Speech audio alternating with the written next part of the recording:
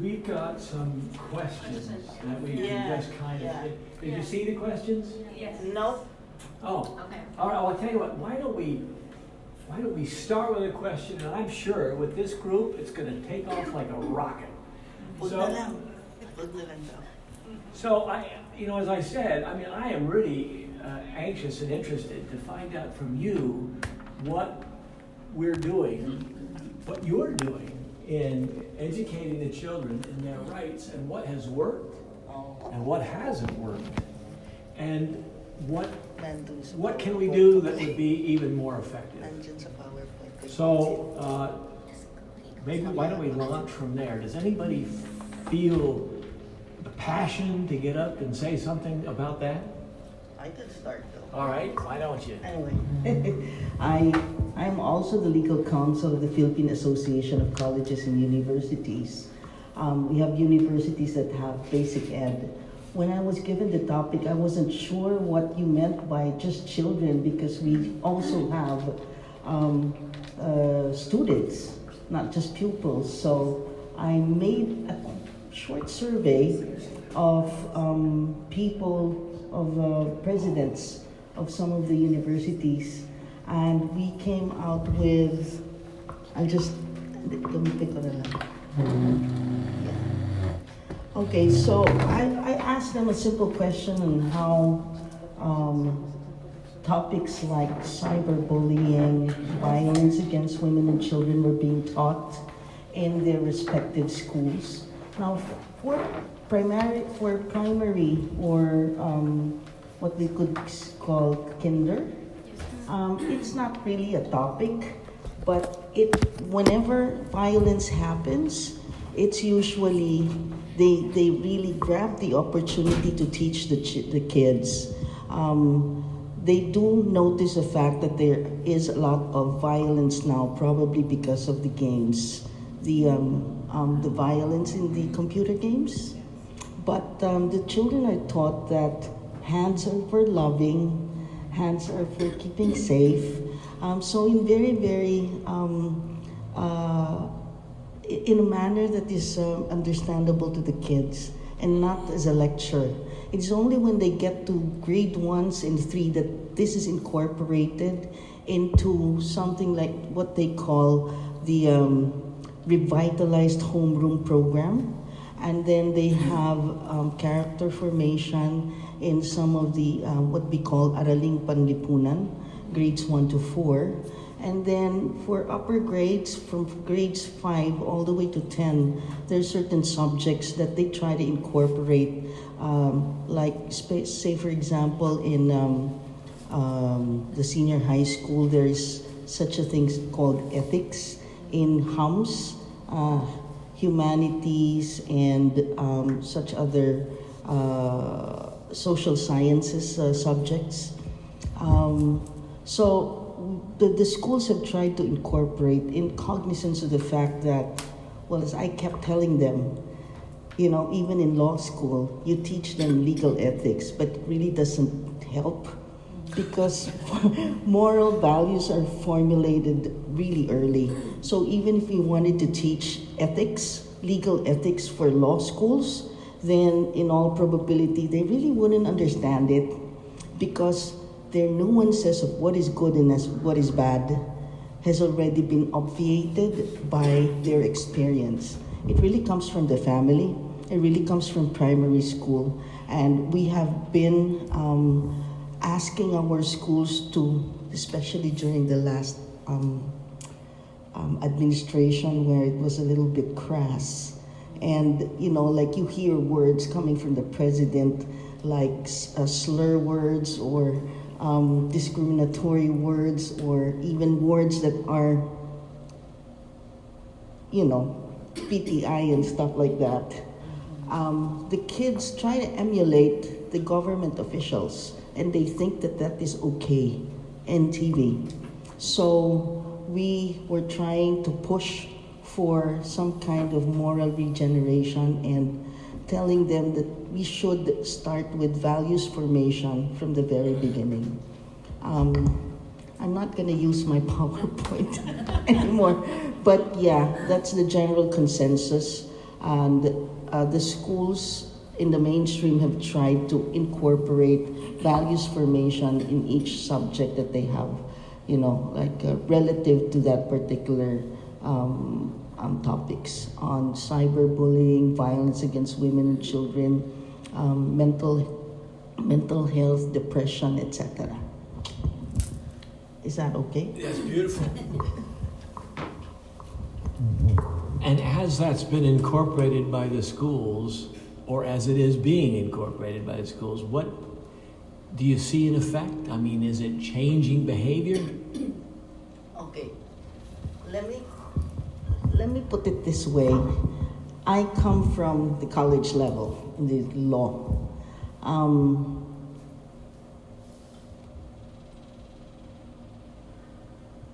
It's not that easy to explain, but personally speaking, I am sometimes appalled by the fact that there is not much integrity, not much accountability, even in the higher education. They tend to, even cheating, like especially now online cheating, because we've now gone from face-to-face to online, and then now we're trying to go back to face-to-face.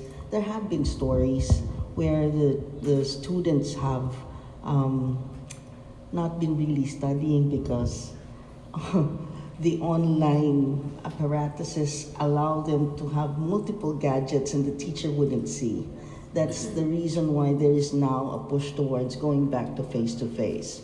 Although most of the schools, especially the law schools, do recognize the advantages of and the convenience of online teaching. But we do have to stress that there is still a need for face-to-face because values formation and personal interactions are very important.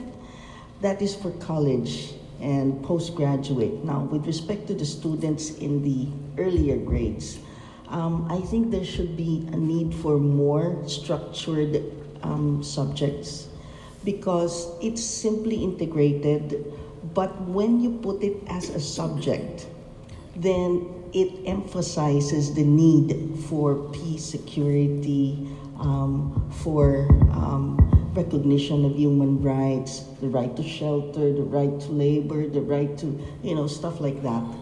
It should be an independent subject, I think, so that it emphasizes to them the need to recognize and then to be aware first and then to recognize that right in other people. Can I also share about in relation to what she said? Yes. So much. Sorry. I'll get there yet. So we agree, that, for example, in Teach Peaceful Peace Movement, we really advocate for the institutionalization of peace education in the Philippines. Pero we also recognize that it's a very long process. So what we do is we create learning resources and materials that can be used by schools to integrate peace education in their classes. So we have this, it's available in YouTube, so it's called Peace Hero Kids TV. I'll show the brief. Can you hold that just a little bit further from your mouth? Not that far. There you go. Okay. Okay. Reverberates. It's too close. Okay. So it's called Peace Hero Kids TV. So we create peace rhymes because we also acknowledge that children learn if you know that last song syndrome LSS. So they learn peace values through songs, and they also learn it through movements. And then we also produce stories and animation so they can learn about peace values, also about friendship, about recognizing or respecting other people. We also have stories about recognizing and understanding their emotions, and stories about cyber peace or what are the things that they can do or should not do online, and about anti-bullying. It's very important, as Mom mentioned, that formative years is very important so that when they grow up, they already have critical thinking, also integrity and moral values that are already inculcated in them. That's, thank you. You want to add that? To add lang, the way we try to conduct peace education is, number one, it should be creative. Since we're engaging with children, we use a lot of artistic approaches. So visual arts, spoken word, what Ate Badette mentioned, it's music and movement. So that's one, it should be creative. Second, Specifically for basic ed. for basic ed, yes. But We're trying to pilot test now with high school students for this Okay, year. that'd be We good. started with 10 to 12 years old. Yeah. But our teachers also. Sige later.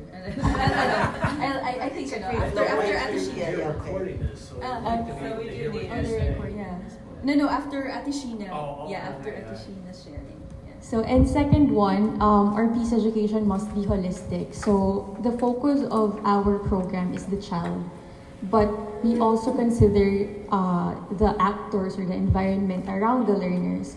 So, every time we conduct peace education sessions, there's a simultaneous session of the children and the parents. So, they're simultaneously learning about peace education.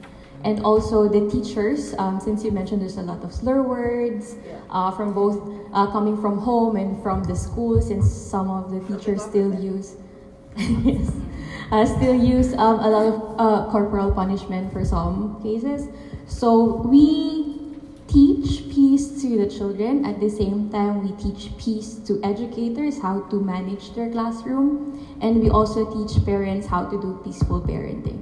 So there's a simultaneous learning amongst children, parents, and teachers.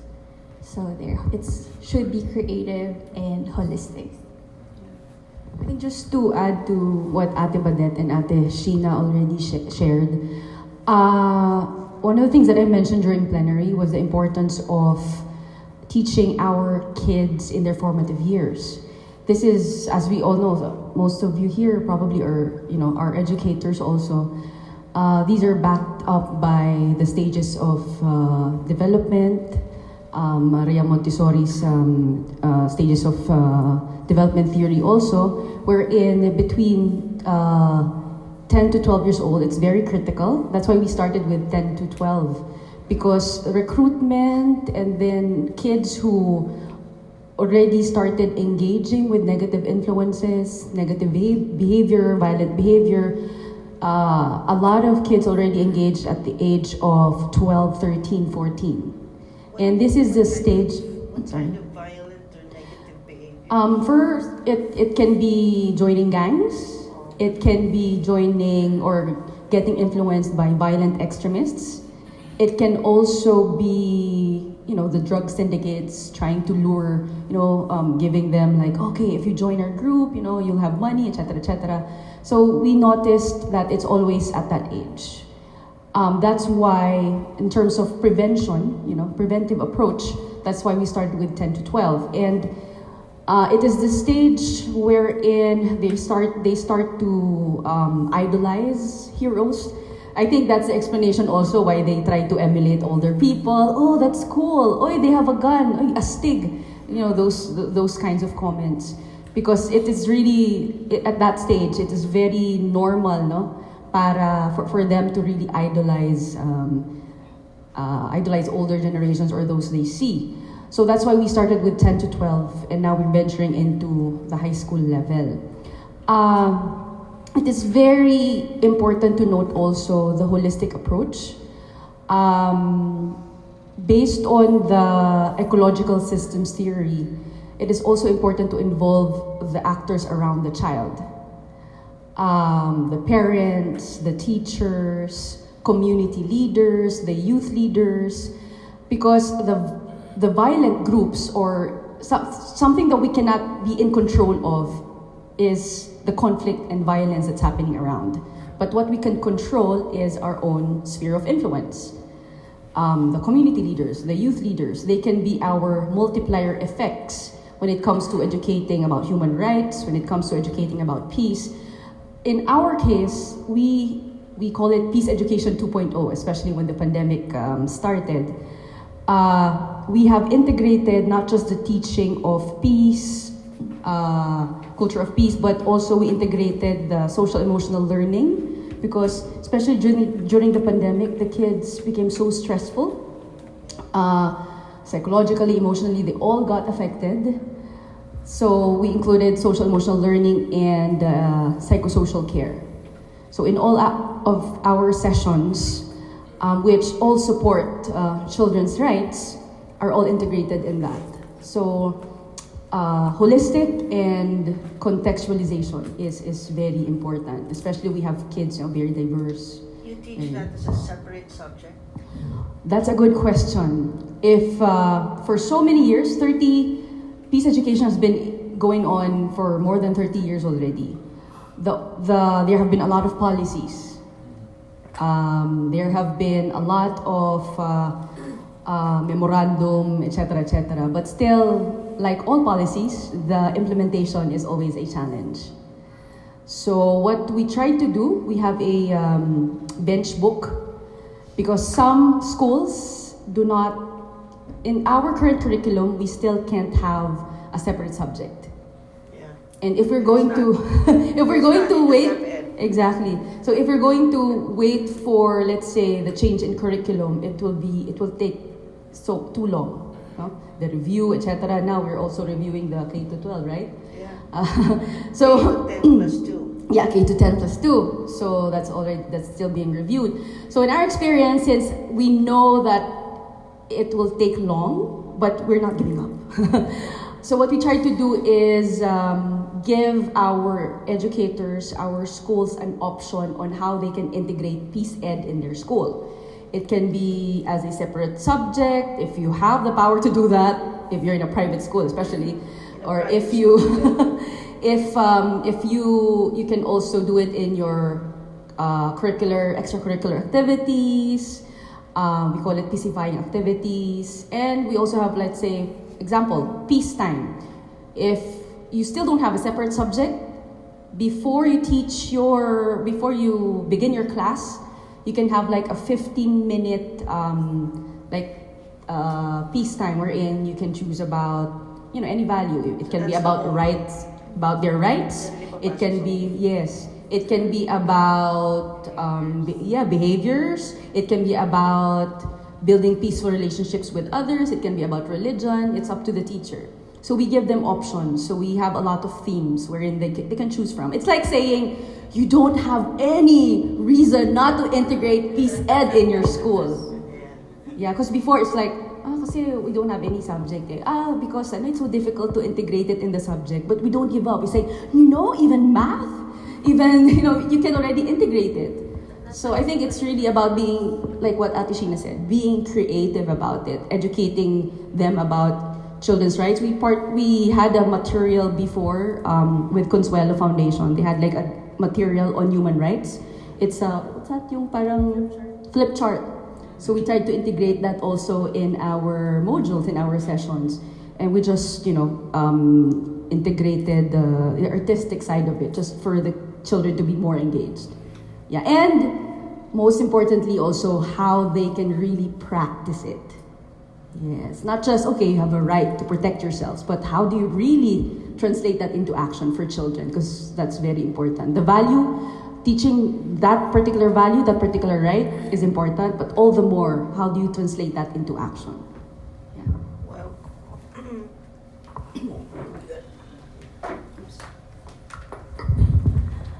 we are not a school-based.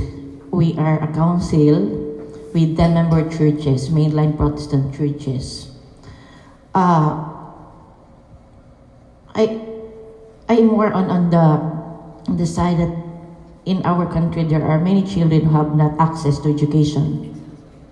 While we are talking about those who are in the structured schools, many are deprived. We have there the indigenous peoples who are pushed.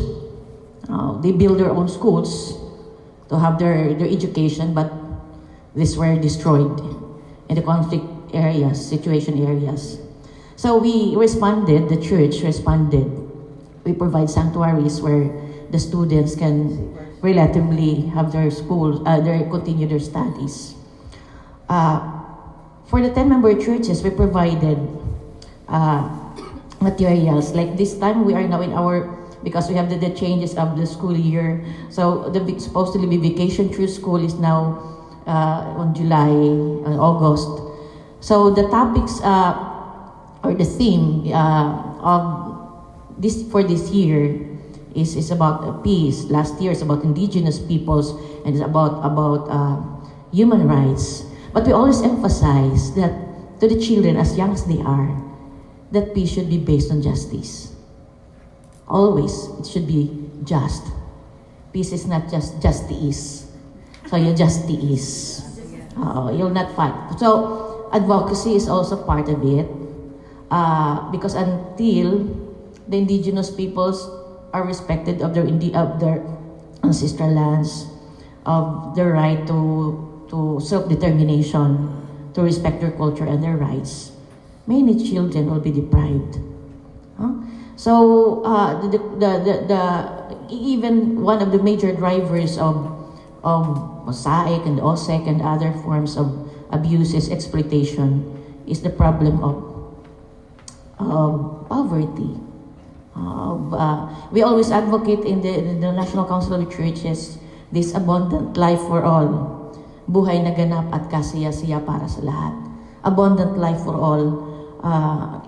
Whether you are Christian, Muslim, or whatever, all for all, and not just for the few. So we have that interfaith program also, not just ecumenical, but interfaith. We try to be, as much as we can, to be inclusive in the conduct of our education. So that's it. We try also to be creative. We organize Ecumenical Arts Collective. Children, they are not trained not just on theater, but also in other forms of arts, music, playing musical instruments and poetry and visuals. And they are not just confined within the classroom or in a room, so that they can create a script and conceptualize script and compose songs. They are exposed in different basic sectors in our society. The peasants, the farmers, the workers, the indigenous peoples, so that they will know the situation. They're not just in the room that I want to be a doctor, I want to be a teacher. Nobody wants to be a farmer. No appreciation of the farmers and the workers, so we don't have food on our table without them. So it's one way also of educating our children that they are there. They also have the rights, the farmers, to have their land. So they will not just die landless, providing us food on our table. And the workers are there with their mean income while they work 12 hours a day. So as young as they are, it's not just their access, but to really know the encompassing situation in our country, the issue of deprivation and this unjust system that we have for only the few have enjoyed majority of our country's resources. So we know that we have 20 richest people in our country. 20 richest people in our country. So if we combine all the income of those who are in the lower strata of our society, is not enough compared to the income of just a few.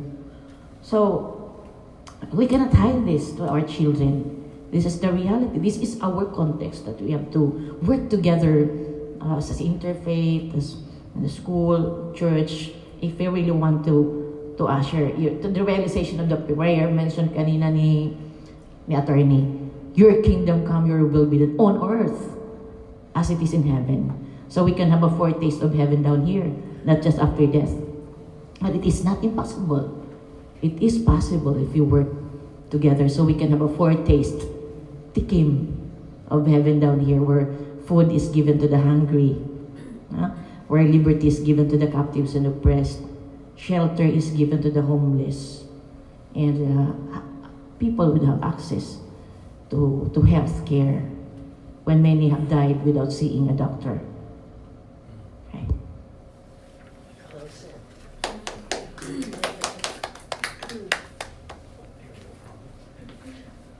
Good morning. I'm Paulo from NAVFRED. So when I read the questions, I wrote some things just to get my thoughts organized so as not to forget anything. Let me just read. This is not going to be long.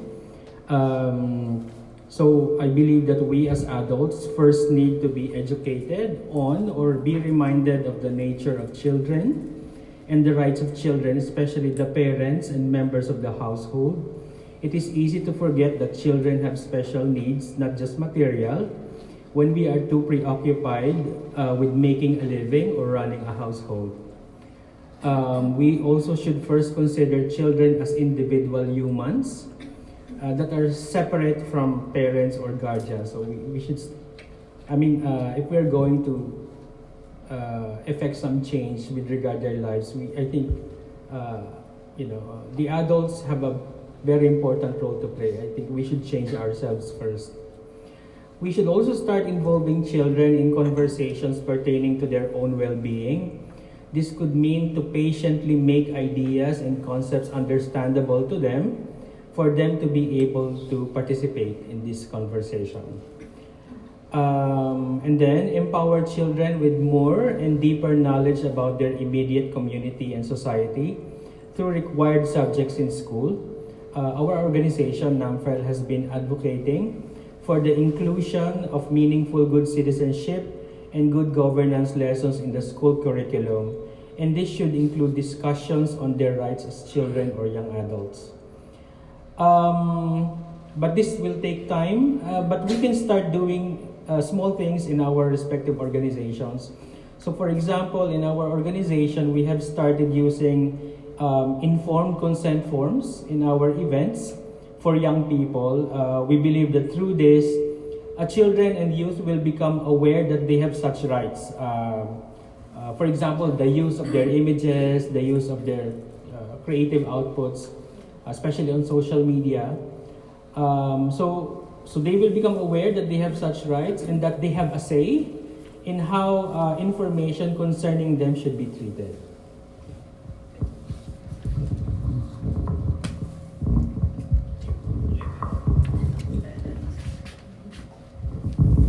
Good morning again. While we are discussing, it's like it's telling me what I can personally contribute. So let me look at my copy also. First, I am part of a team. I am part of a team of writers for textbook for values education, and we are following the DepEd curriculum. And I think I have seen, but just a little of the parts of protecting myself part for the children. I care for myself like that. It would be up to the author to emphasize that in their module. Okay? And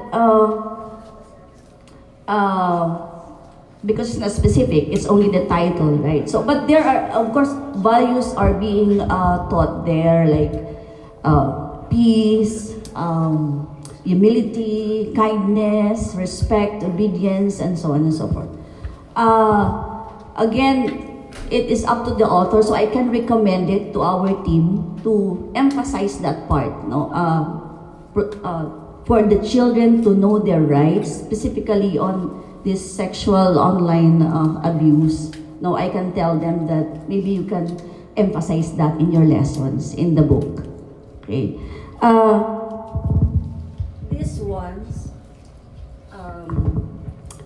to limit their exposure online, to filter the sites children can access are part of the parents' responsibilities. Still, the parent-teacher collaboration should be strengthened in schools, and they should regularly hold seminars on this, because still the parents play the vital role in forming their children.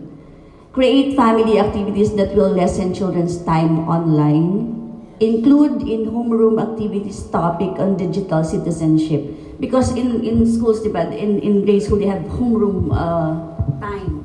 So they discussed this digital citizenship, wherein they don't even know how to distinguish the bad messages. No, like for example, what they should do if an ad indecent or ad pops on the screen, a stranger suddenly sends a message. So it's like they cannot determine if they are leading them towards the bad or not. So they should be educated on that. So there, for our book, I am also part, not only for the values education textbook for the Phoenix publication, the Phoenix Series publication, but I am also part of the Christian Living education series. So I can also recommend it to the other teams. And in the tertiary, I know that in New Self subject, Understanding the Self, which is offered in first year, the online education there is actually a part of the lessons. The Understanding the Self. This is offered by the Department of Psychology. Okay? And in our department, the theology department, we have a subject that's called Church and Interreligious Dialogue. So I can also tell about the peace education to be emphasized in that subject. And I am also now triggered, encouraged to in the next semester to hold seminars for our department on peace, and also for this sexual online abuse. In our school, what the guidance counselor team is focusing on is how to deal with these children who are getting depressed, like having anxiety or mental problems because of this problems at home or violence. Yes, like that. So they are focusing on the effect, on the effect of the children. What if we also bombard ourselves with educating ourselves what is really going on and why these children are suffering from it, diba? So this is really a very important issue to focus on. Let us be mindful to protect the children from suffering from it, not on the aftermath. Let us also focus on the prevention of this. Okay, I think that's all I can contribute. Thank you. Thank you. That was wonderful. And if I were to just sort of summarize where we are, let's see if you agree with me. Based on what I've heard, it sounds like we need early involvement. We need to get the children involved in this when they're very young and be taught peace and to be taught values and to teach them so they understand that they have value, and it doesn't matter how much money they have. It doesn't matter. Everyone really is extraordinarily valuable, no matter what their position is in life, no matter what their family's position is in life. And what ought to be taught, that ought to be taught uniformly across the country, across the world, if we could do it. And now that they get it when they're older, we can't give up on them. I mean, we have to start somewhere, and if they didn't get it when they were young, we've got to do something when they're older to try to push this whole value thing forward so they understand who they are, what their value is, and that other people have the same value. And it's the, whatever you want to call it, the golden rule or whatever, we treat others as we want to be treated. And they need to know that. And we need to involve the parents. They need to have that same sort of education so that what they're getting at school is what they're getting and seeing and feeling at home. And the earlier that can happen, the better for all of us, for our community, for our families, and for the country, and for the world. If we could push it as an interfaith community, we ought to be pushing this as far and as wide as we can. Did I summarize it? Very yes. Now, we're not done, because I know there's plenty of additional ideas out there that are just right at the tips of your tongues, waiting to come out and be shared with us. Any thoughts that immediately come to mind?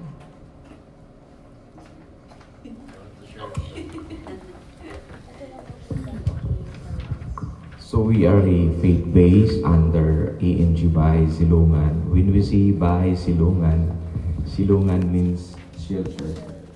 So when we say Silungan, in Tagalog, panandalian. So we catered OSEC and is a sexually abused. Our shelter is located in Cavite. So what we did in our shelter is to encourage our survivors. We called it survivors, not victims. So we encourage them to enroll in different schools. And then during their free time, we teach them on how to do life skills training. Kasi there are some survivors not interested go to in school because of their family background. So we have a race program. Yung letter R is restoration, and then A is awareness program. So what we did is to conduct seminar in the community, school, and even in their places. And then the third one is reintegration, and then sustainability, and lastly, education. So glory to God, because we have around 15 children. They are already reintegrated. And then when they are undergo reintegration, we encourage the parents to attend seminar, and then especially in awareness program. So to those survivors, we have a group, and it is so-called advocacy. So when we conduct a seminar, this group is they are part of advocating. So they were performing a special number, something like that, and then give also a testimony in different communities. So just help us through prayer, and then just pray also to stop OSEC or SAIC. That's all. Good morning. Can I share something? Yes. Yeah. I've been asked to share something by Attorney Salma Rasul that I shouldn't forget now. The reason why I was invited here was to share with you what the UP Women Lawyers Circle has done. We have come up with a model syllabus for a specific subject to be taught in all law schools in the Philippines. It has already been embedded by the Legal Education Board in the curriculum of the law school, and this is called Gender Sensitivity and Laws on Women and Children's Rights. And this is intended to raise awareness and make the law students know about gender and gender sensitivity, inequality and discrimination. And we want to provide the legal framework for the protection of women and children specifically, especially as regards domestic abuse, because this has already been recurring in this society. So we have approximately 14 modules. There are special issues and concerns on the rights of indigenous women and children, violence against women and children, sexual harassment, and human trafficking. We also have issues on safe spaces, marriage, family relations, reproductive rights, domestic violence and rape, pornography and prostitution, as well as LGBTQI, and then gender and the environment. So it's all of 14 modules. We have already submitted this to the Legal Education Board and the University of the Philippines LEAP, Legal Education Advancement Program. We hope to cascade it out by this school year. Hopefully, we have already submitted it and it's still pending approval, subject some tweaking. But practically, it's done. So it's a whole semester of a law subject. But, you know, as I said earlier, you can only do so much because you can only, you know, law school is just for a specific few. We really need to bring this down, you know, to the kids, not just law school. You know, even high school would be good, or the junior high school would be good to senior high school. So that is our wish, that when this is implemented in the law schools, eventually we bring it down to the lower levels. But of course, in a more creative manner, probably we can seek your help for this, to bring these topics down to the kids. Thank you very much. You know, in my summary, I forgot to say that the way that it's presented, particularly to children, it should be interactive, should be fun, should be interesting, should be done through song. Multiple intelligences. Yes. Say that again? Tapping on their multiple intelligences. Yeah. And I don't know about you, but I still have in my head words of things that I came to understand through music. Yeah. I still remember the words of the songs. Yeah.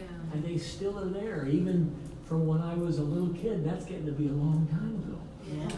So anyway, we can do this as an interfaith, and I'm probably saying too much, but one more thing, and then I'm going to have someone else speak. One of the first things we did when we came here was we went to Cagayan de Oro, and we were able to attend a secondary and a primary school and watch as this pilot program that we're working on, this curriculum on human rights, was being taught by the teachers.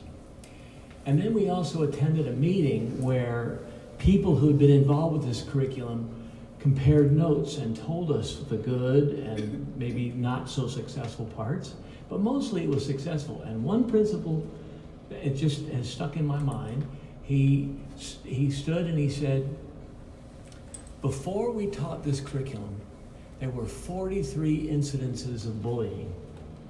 After we taught this curriculum, there was one. Now you can say, well, was that it? Well, I don't know if that was it. All I know is it helped. Yes. It helped stop bullying. So whatever it is, we need to do more of that, not less. Any other thoughts? Agree. Also in that meeting, we, among all these educators, they talked about how teaching this curriculum changed the culture in the schools and even in the communities, and that by discussing it and that the children learning it, and everybody was kind of on the same platform. They understood it was a common language among them, and so it was easy to have those conversations and know, yes, this is yes, this is my right, but you have that right as well. And so I treat you, again, the way I want to be treated. And it just, I really do believe as this education occurs, that it will change communities. And of course we need to be sure the parents learn it and the community leaders learn it. But it becomes a new conversation because everybody has new awarenesses. So just to keep the discussion going, what can we do as an interfaith community to spread this further to ensure that children get it early? We've got individual examples, but what can we do together to make this happen? Because it needs to happen. If it doesn't happen, we're just going to get we're going to get bombarded by these games, and the kids are going to think that that's normal, and it's not normal, and it's not nice. Thoughts? Hi, I'm Mao Arroyo. I'm from the Order of Malta, which is one of the oldest Catholic orders in the Philippines, in the world. I'm also a investor in many social businesses, and so one of my investments brought 19,000 people out of poverty last year. And I also teach. My family refers to it as my most expensive hobby, because God knows it doesn't pay the bills. I think, and all that's less relevant as to my experience as a former child, I guess. I was previously a child, and relevant to the Filipinos in the room. I'm the oldest daughter of Senator Joker Arroyo, and one of the formative things that has helped me, that I feel that everybody can do interfaith-wise, is push the concept that we all, in one way or another, in all our faiths, believe that the golden rule is to do unto others as you would have done unto you. The problem is telenovelas, which is the most prevalent, because a lot of people can't afford games, right? Even the free games, they don't have the time, but it's telenovelas that the whole family watches, right? And the prevalent message in these telenovelas is that the golden rule in the Philippines is that you should do unto others before they do unto you. So it's very defensive. It's mentality of the ape, right? And it's what I've found helpful when we've done peace work in BARM and in other places is that to give parents, because they're the earliest teachers, sort of really learn on Friday, use on Monday tools to have discussions with the whole family, because I think everybody just assumes that they know how to parent. It's not, nobody knows. And I think that at first it's important to clarify your own values, and then you discuss whatever media you consume, the video games. I mean, ideally they should be playing them together, but we know that's not the case. The video games, the stuff you see on TV, the stuff you see on TikTok, right? What does that mean to us? What does this mean to us as a family? What does this mean to us? And that's something we can all talk about in all of our faiths, to promote giving people the tools to have commonality, because the problem in the Philippines is we have never been so connected before, but we have never had so little in common, right? We have to have a lot more in common to have better citizens and to build a better country, because we've lost what it is that makes us have some stuff in common with each other, right? And I feel that being able to discuss that as a family, well, we believe this is what the TV show says, but this is what we believe, and this is why we can talk about it. And in the course of these discussions, parents learn more about their kids instead of just, well, what did you do at school today? Which doesn't always provoke. I mean, it feels like an interrogation. Why? Are you going to ground me? As a former child.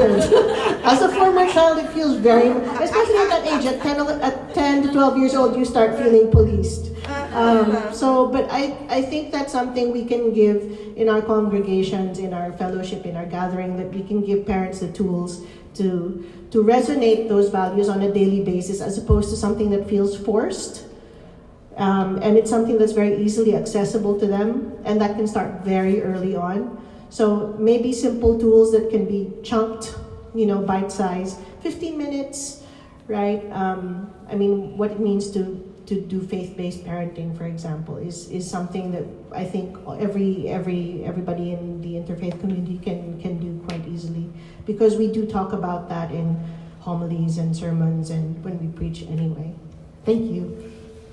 Should be made a subject in college? Well, not everybody gets to go to college, Well, but I think if it were me, if if it were me, I think we need an adulting 101 class that everybody has to go through, which would include budgeting, financial literacy, reproductive health, and values and what it means to be a good citizen. But certainly you shouldn't leave school without knowing what it is. Otherwise, we will just be genetic vessels to pass on the patterns, the way other people have raised us. And I feel that even though your parents and your grandparents might have done such a great job, we do want to put a stop to certain patterns, such as corporal punishment, which helps no one, or public humiliation, which helps no one, right? I'm still of the generation where you kneel outside on the on the mungo, right? On the lentils, yeah. Yes, I have traumas from that idea, right? But then there are certain things that I think we also have to discuss that are very Filipino, in the sense that, for example, just kissing your relatives. Other people find that very weird, and they would never force a child to hug or kiss without consent, right? Because it's very difficult to then differentiate what is abuse and what is not. And in our culture, it's like, we don't care, you kiss tita, right? I don't care if she smells like white flour. I don't care how she smells, you just kiss her, right? So I think we have to discover what our values are in the context. Sorry, time is up. That's fine. Yeah. Time is up. We still got 9 minutes. We're on a roll, John. We want to make sure that everybody gets an opportunity to wrap up and say, Okay. this is the action item for the group. Because we'll have to summarize this later on. Thank you. Well, we kind of already did summarize it. I guess for recommendation in terms of global scale, there is a global campaign for peace education. So there's a database. We have a website that maps out all peace education activities locally and internationally. So I guess that's what can interfaith community can do, because we don't. In our organization, we have this community of practice where we try to harmonize. Because everyone's doing a great job in their respective advocacies, but the question is, we don't know where you are, and then how do we harmonize all of our efforts, because we're all doing a great job. So I guess recommendation on a global scale, there must be an investment in terms of knowledge production or resources. So there's like a centralized database, like where Teach Peace is doing, what your organization is doing. But the question is, who should fund it, and how should it be managed? So that even if we don't have the opportunity to be in this kind of conferences, at least we can access this information, and we can contact each other should there be like a similar project in, for example, in Cagayan de Oro City or in Bar, and use each other's material if there's a public resource. I think it's very important to have a continuous learning conversation, because everyone's, we can actually network, we can partner with one another, we can help contextualize learning resources and a lot more. So I think we can, a knowledge resource platform, a community of practice platform, so that we also know the opportunities that we can also get, because a lot of us here are non-profit institutions or non-profit organizations. So at least we also know who to partner, who's doing what. Fundings are available. Funding. What I can fund. What we can fund. So A website. That's it. if there were a centralized place where all of these resources could be accessed. Yes. That's our action. Resources from different faiths, so Islam. Different faiths also. Okay. Because sometimes we also have schools or community-based organizations asking us, do you have materials on Islamic parenting? Do you have materials on human rights, etc., etc.? So if ever we don't have certain materials, or if we don't have that certain age bracket, we can actually refer them to, let's say, your organization, or for college, we can refer to your organization. And if you need funding, Mamawi, something like that. so it's a win-win for everyone. Well, that's great. Those are all really good ideas. I mean, we have a website called go-hre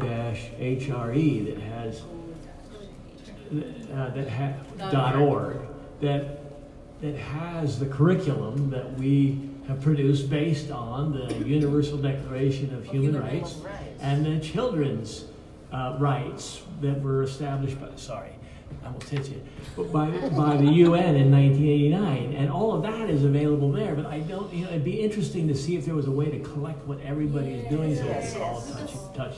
For materials in the Philippines, we can produce materials that are contextualized based on our culture, based on in our religion here in the Philippines. Yeah, because some communities are also very conservative, so we need to also. It would be great to have that access to that materials. And mapping out also, I think that's also important, because for us, we don't want to be redundant on what we do. There's an existing program already, and we don't want to be redundant and to do another similar program. So I guess if there's a database that could really map out what everyone is doing, aside from the resources, that would also be helpful on everyone's part, I guess. Well, all really good ideas and thoughts, and thank you for your participation. Obviously, we're getting pushed to close it down, but thank you so much for coming. It's delightful and wonderful to be with you. Thank you for the good work you're doing in your communities already.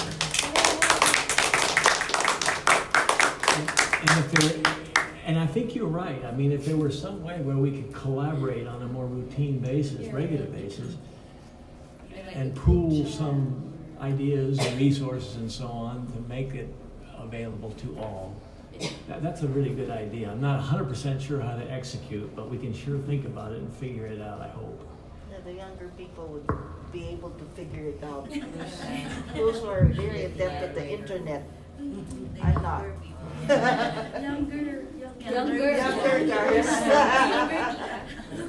Younger tita. But the younger people can help the older people. Yes. Anyway, well, again, thank you so much. I guess we'll go back into the cultural hall for some closing remarks and lunch. So thanks again. Thank you.